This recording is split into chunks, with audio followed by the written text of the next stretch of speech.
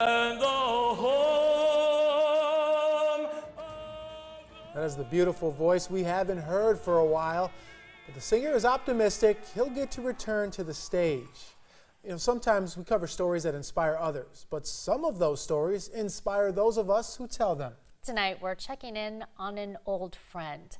Elias Philip Tracy is now sharing the story behind his music. Yeah, that's right, Janae. To truly appreciate a story, it helps to know the entire story. When I sat down with Philip Tracy over 13 years ago, turns out I didn't even know the half of it. Have fun tonight. Thank you. 13 years ago, we met Philip Tracy for the first time. You ain't gonna win in our house, baby! A die-hard Des Moines Bucks fan who had been to countless games, but never actually saw one. As the Buccaneers start back out, Carzo leads the charge. Carzo cutting in, shot, goal! Everybody knows Phil. Elias Johnson, text field message, bring us. When I received a text message recently, We'd love to catch up with you soon. Philip said he wanted to sit down and share what people didn't know. The years after we did our interview, that kind of went away. My mental status was tough. It was just tough. It was not great. During our first discussion in over a decade, the 45-year-old opened up about his life and struggles that date back well before he can remember what happened. My birth mother had a drug problem, and my dad said, you need to make a choice. You're going to need to,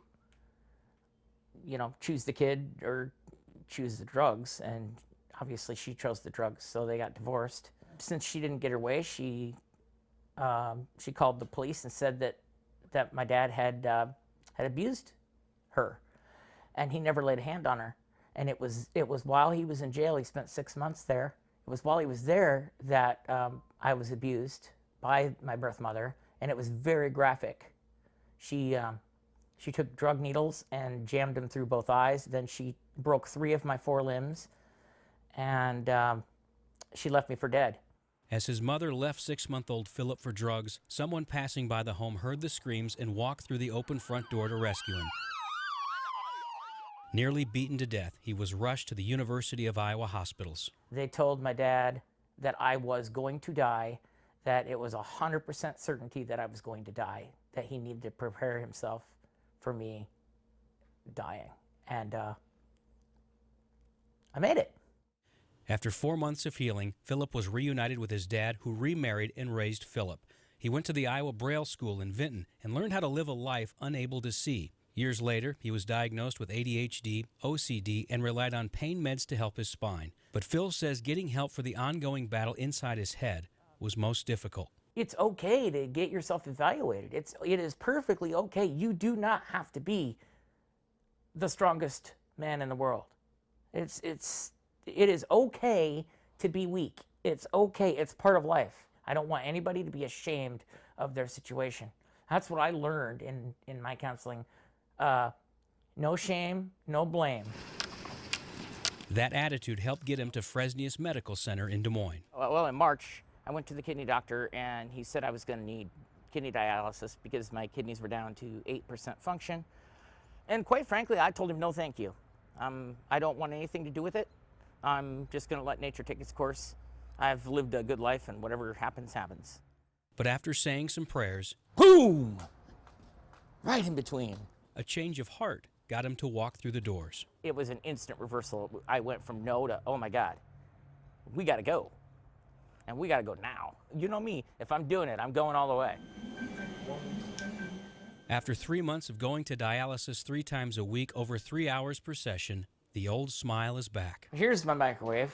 We got Braille all over the place here. Philip hopes a new kidney will come in time for his next big goal. Oh, say, can you see? A return to a familiar place surrounded by people who now know his entire story. Just throwing it out there, just off the cuff, I would like to be able to do that again when the new arena opens. And the home of the brave. I think it would be really fitting. Philip will continue taking necessary steps to get on the national list for a kidney. Today he had a procedure, told me it'll help him with future dialysis sessions. It'll make it easier. Everything went well. He's going to stay positive, live every day to the fullest, and he hopes that encourages everybody. Nearly 6,000 people nationwide received a kidney transplant last year, yet more than 100,000 people are on the kidney transplant list. To sign up to become an organ donor, get more information, head over to iowadonornetwork.org. What a story. That smile is something else, And Elias. he said mental illness is no joke. Everybody needs to get help if they need it. All right. Thanks a lot. Yeah, wonderful message, wonderful individual. And we hope to hear his voice at the new Can't Buck wait. Arena. Oh, that'll be fantastic. No shame, no blame. What a great inspiration. inspiring. Gosh, we're thinking about you tonight, bud.